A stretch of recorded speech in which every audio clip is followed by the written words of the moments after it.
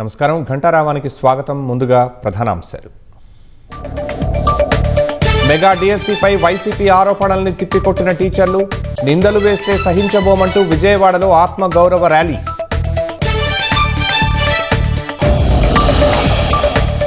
ఏనుగుల సంచారం కదలికలపై నిఘా పెంచాలన్న పవన్, అవసరమైన చోట హనుమాన్ బృందాలను మోహరించాలని ఆదేశం.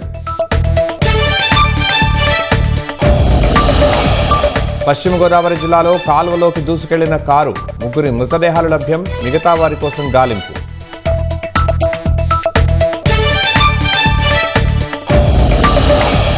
వందే మాతర గేయాన్ని కాంగ్రెస్ అవమానించిందన్న అమిత్ షా, ప్రజల దృష్టిని మళ్లించేందుకే బీజేపీ అనవసర రాద్ధాంతమన్న హస్తం పార్టీ.